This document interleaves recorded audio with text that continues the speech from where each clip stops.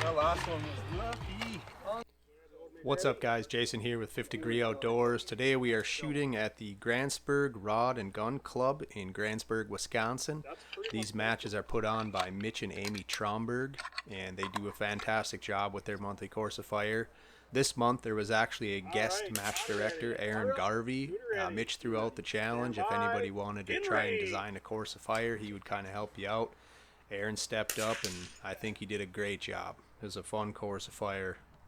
If you've never shot in Grantsburg before, I highly suggest checking this one out. Mitch and Amy, like I said, they do a great job every month with a really good course of fire. If you've never shot in a match, this is probably the best place to come and shoot your first match.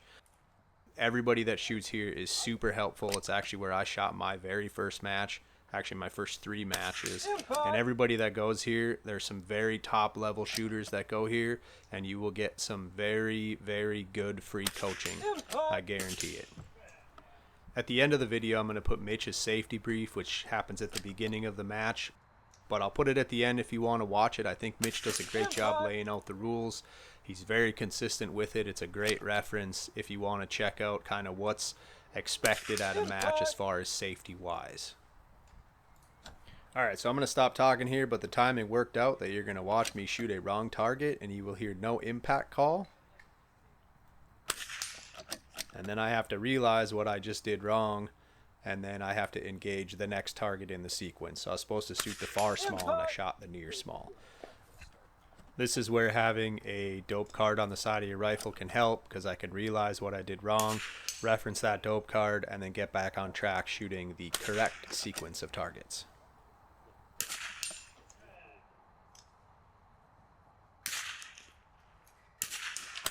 Impact!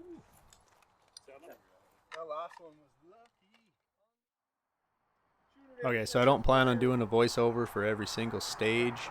I guess let me know if you guys would prefer the voiceovers, kind of explaining what the stage is and what's going on.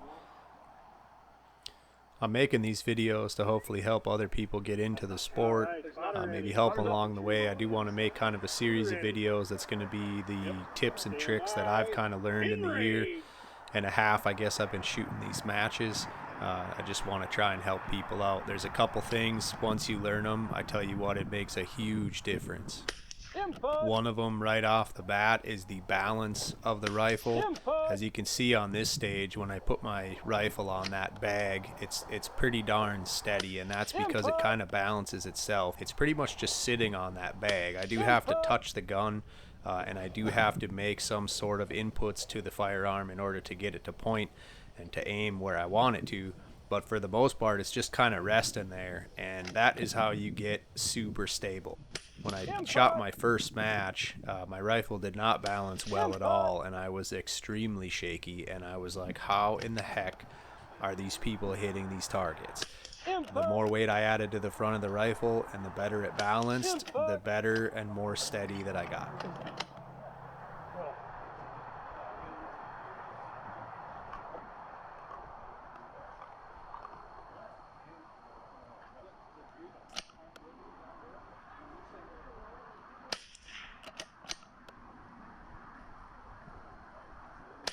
Impact!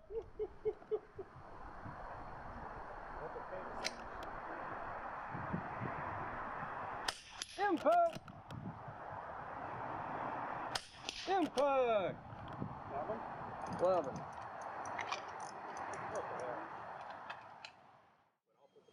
You understand the course of fire. So I don't know. 10 shots on the spinner from the swinging tire. This stage is pretty self-explanatory. Mitch has run this tire swing stage a couple times since I've been shooting there, and it is not easy to get on the tire. For one thing, you'll see me struggle a little bit, and then it is not easy to get it on target.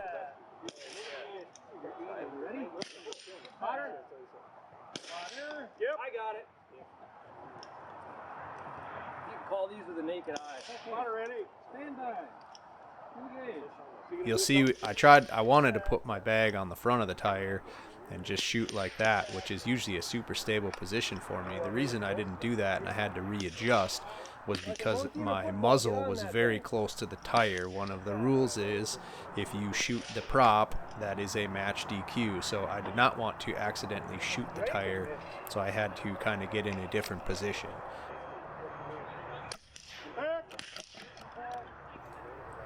You are not allowed to touch the frame, and the tire is also not allowed to touch the frame, so you can't just push the tire up against the side of the frame to get more steady. You do get extra points if you spin the spinner. However, you can probably tell that this one would be very difficult to spin.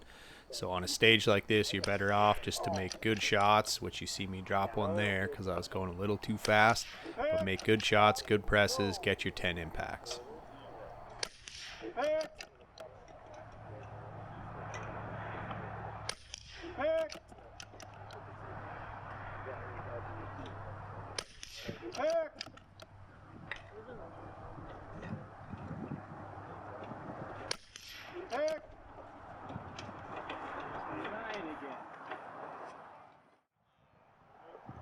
So this next stage has something a little bit different that you haven't done before. You had to start with your rifle grounded. You could have your mag block out in the bag. You could not pre-stage your rifle. You just pretty much had to set it down and go. And then you actually had to load your mag on the clock. So that was kind of different. I've never had to do that before, and honestly it feels like it takes an eternity when you're doing it on the clock. Luckily the actual course of fire for the stage wasn't too difficult to follow, so most guys ended up finishing it no problem. Nobody actually dropped any rounds in the dirt. In our squad, I suppose you'd be just short around if you did that, unless you had extra ones on hand. But this one was pretty fun. The actual progression of the stage was pretty fun. So. One quick note on this stage is everything was hit to move on, so if you missed, you had to re-engage that target, and it would kind of throw you off of the sequence a little bit. So luckily I ended up cleaning the stage, so it wasn't an issue for me. Input!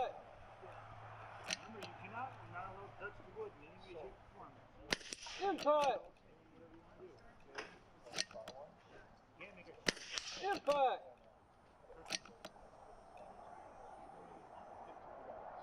Input! Input!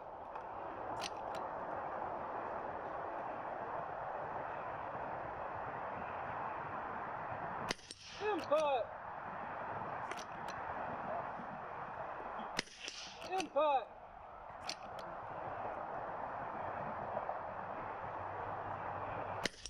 Impact! Clean run! Nice. Unload shooter is clear! Alright, going into the next stage here, you're going to notice there is no sound. For some reason, my microphone on my camera did not record these last two stages. It's going to kick in a second here, but this is the audio from the trigger cam, so it is not great.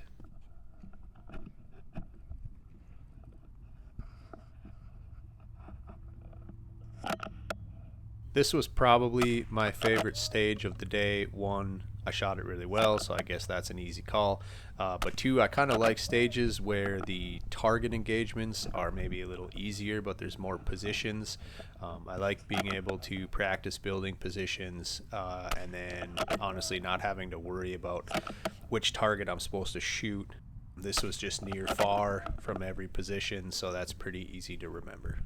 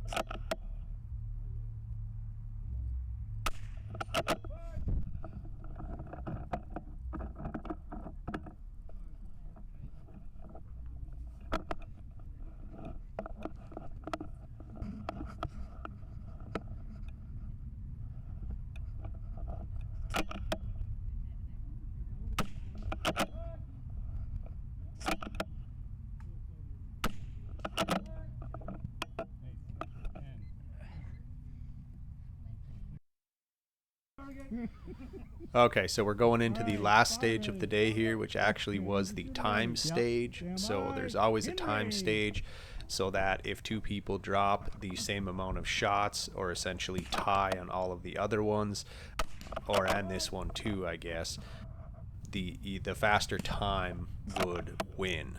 I actually lost. I took 4th place because the person that took 3rd place, which was Ruth, beat me on time on this stage. So good job to her.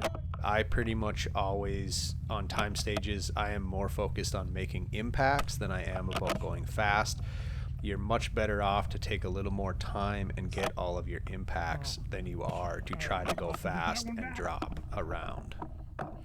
So you just saw me eject a live round, and that was because I forgot that I had to move, and I had already chambered that round. One of the rules is you cannot move with your bolt closed or up. I'm pretty sure that Mitch says in his stage brief that your bolt has to be back when you are moving. I wasn't going to take the chance of having to go back to the barrel, so I ejected that round on the ground, and then I obviously had to do a mag change because I only had 10 rounds in the mag. So when I got done shooting prone there, I threw a new mag in. Now I know I have plenty of rounds to finish the stage out. I also chose to dial on this stage. I prefer dialing over holding whenever I can. Again, I'm trying more for the impacts than I am for the time. And that shot right there would have gotten me 3rd place. So that one hurts even more now that I watch it. One quick note on the scores. Mitch puts an asterisk next to his name because he obviously knows the course of fire way ahead of time. We don't have that luxury, so he doesn't really count his score, although I generally count his score in there. So I guess to me, technically I got 5th place. I'm still very happy with that. I think I shot well. As I said before, there's some very, very good shooters that attend these matches, so finishing top 5, I'm pretty happy with that. Hunter Renfro smoked all of us. I think technically he is still a junior, but he just shoots in the open class at these matches, so he is absolutely killing it. Nice shooting, Hunter. All right, we're going to roll into the safety brief here. As I said, I think Mitch does a great job with his safety briefs, getting everybody on the same page as far as safety goes. The next match for them is actually September 8th, which is next weekend as of me recording this. So hopefully to see you guys there. And thanks for watching. All right. First and foremost, a big thank you to all you guys for coming out here. We really appreciate it. Looks like we're going to have a nice day. Safety first. Want everybody to have a good time. I want to run through a list of thank yous, people that have helped out with this match. Troy Tyson, DST Precision. If you're playing this game and you don't know Troy, you're doing something wrong. Dirk is not here, but Dirk runs Kudu Leatherworks. He has put some prize stuff on the table for us before. He also helps me out with all of my knife sheaths. Teresa is here somewhere. Teresa, Risa Bees Honey. If anybody needs honey, you got to go see Teresa. Christian Maple Syrup. My folks aren't here, but they put a bottle of maple syrup, I think, on every prize table we've had since we started 4 years ago. And then for everybody that's here, every time you shoot a match, we throw your name in a hat. And we will pull a prize at our January match for one of my custom knives, and I'll probably have Dirk do a sheath for it. The other thing I will mention is look around. The people that you see to your right and to your left, a lot of these people have come up with extra things that they don't need, and they want to see that get to a shooter, so the guy standing next to you might also be responsible for something that's gone on our prize table, and we are very appreciative of that. One other announcement, Jason is going to run some video at the match. He says for $5 he will edit out all of your misses. So if you're having a hard time, make sure you write him a check. I got a 20. If anybody doesn't want to make sure they're not on video, just let him know and he can edit it out. I think he's in my squad, so I think Amy's talked to everybody that should be around him. But if anybody's got an issue, just let him know. It won't be a problem. All right, safety. First and foremost, this is a cold range. So anytime we're moving around with our guns, we are going to be bolt back, mag out, and muzzle up. If you have a cart that is muzzle down, that is fine. Just be very mindful that you are at the line or safely into a berm when you go from up to down to put your rifle in the cart. I'm not going to require chamber flags, but I would highly, highly encourage you to use them.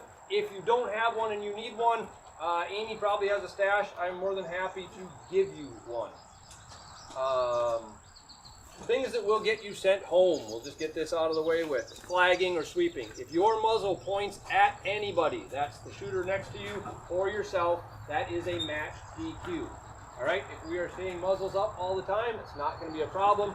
Work together as a group. If you see somebody that's going to turn, say something, put your hand out, stop them. But flagging or sweeping somebody, including yourself, is a match DQ. A negligent discharge, sending a round downrange when you don't intend to, is a match DQ, and you will be done for the day. All right? If you have an accidental discharge, if there's a mechanical problem with your gun and something comes off and a round goes, keep that gun on the line, make it safe, get the bolt open, come find Amy or I, we'll get you to a safe spot in the range. If you can demonstrate that you're able to fix the rifle and make it safe, you're welcome to continue shooting.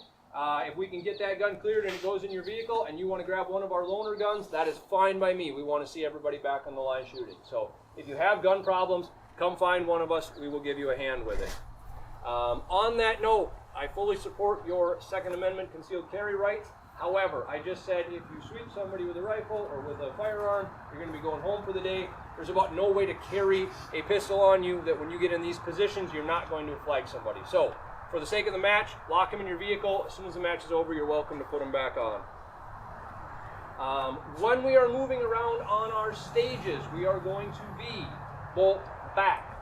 So when you come up to start a stage, if you've got to shoot on multiple positions, you're going to get, we'll go through the full stage commands in a minute, but you're going to start with your bolt back. When you get into your position, you will then close your bolt. When you transition from one position to another, that transition needs to be made with the bolt open.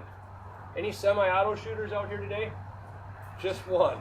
All right, semi-auto shooters, because once you've let your bolt forward, you're not going to be able to easily lock it back. That gun needs to be put on safe. Jack, you need to call that out loud so your entire squad knows that the gun went unsafe. You'll get into your next position and then take it off and you can start shooting again. Okay? Any questions so far? Consequence of moving on a closed bolt or without calling safe. Go back to where you were, open it up, and then go back. Open it first, then go back. Yeah, then go open it, move back and forth. We're not too technical about it. I will have prize table and stuff here, but it's all completely random draw, so don't think that giving up that 1 point is really going to hurt you. We will shoot a total of 6 stages today. There are 3 on this side of the range, 3 on the other side of the range as normal. There is a stage brief, should be located at each one of the stages, here right at the prop, or sitting on the picnic tables over there. When you get there, read them through as a group. If there's any questions, I highly encourage you to figure it out. This is a more fun match, so work it out. If there's something you guys just can't get to the bottom of, come find one of us. We will make a final decision. I can tell you right now, my answer is going to be, if it seems reasonably within the spirit of the competition, I'm going to let it fly. We've got some OGs that are shooting with us today. They got a bad knee or a bad hip. Let them do what they can do. All right? We got a number of kids shooting with us here today. Coach them on the clock. Help them get on the right target.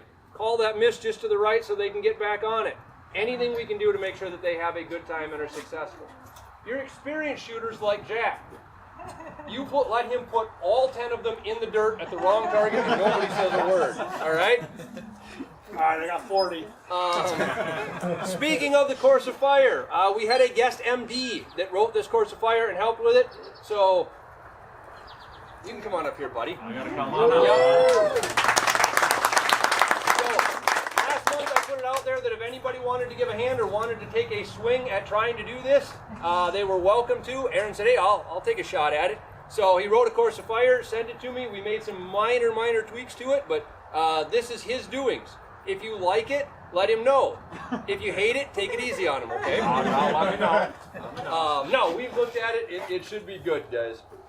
So again, stage briefs are at each of the stages. Read them, figure it out. If you need something, Aaron, Amy, or I are all happy to answer a question for you.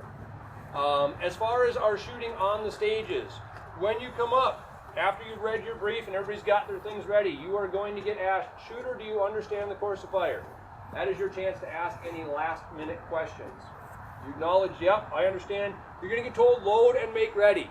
Load and make ready means your magazine goes in most cases, but your bolt stays open.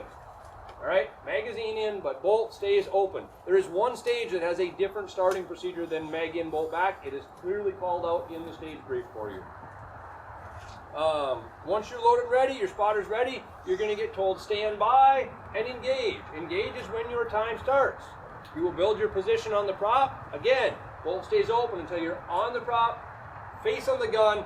Your scope is at least pointed at the target. You should be able to see the target. I'm not saying crosshairs on it, I'm saying target is in your field of view. Then we can close the bolt. All right, what we're trying to prevent here, guys, is sky loads. If somebody closes that bolt without their head on the gun looking at it, I can't guarantee that you're not looking over top of the berm. An ND or an AD means that a round would leave the range, and we don't want to have that. So, on the gun, looking at the target, go ahead and close your bolt. Make your shots. If you have to transition, remember those transitions are made bolt back, or what, Jack? See. Thank you. Loud. When your time is expired, whoever is ROing the stage, please, please, please unload and show clear. So before the shooter comes off the line, we want to see mag out, bolt back, and check and make sure that that gun is empty. We're going to pick our guns muzzle up, or you cart people, muzzle down is fine. Return our guns either to a storage rack or a cart. There are storage gun racks at pretty much every one of the stages. The other alternative is at the firing line, grounded and downrange is also acceptable, but we should have enough racks up for just about everybody, I think. Anybody have any questions? Did I miss anything? Can we call time for the shooters? Or Go ahead. Yep. As requested. Yep. And if the shooter wants time, if they ask for it, give it to them.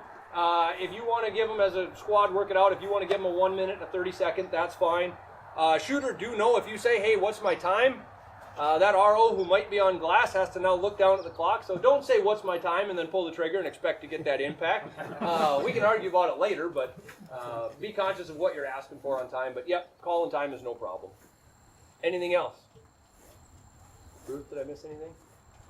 Oh, carrying your gun on your shoulder, so that's muzzle up technically, but Hunter over there is like 8 feet tall, so like he's standing behind you, if it's pointing at his face. Yep. Like, Yep. Watch your muzzle, especially if you're going to carry it over the shoulder, the other side of the range. Be mindful that that is up, not back. that's it. Perfect. Anything else? So have fun.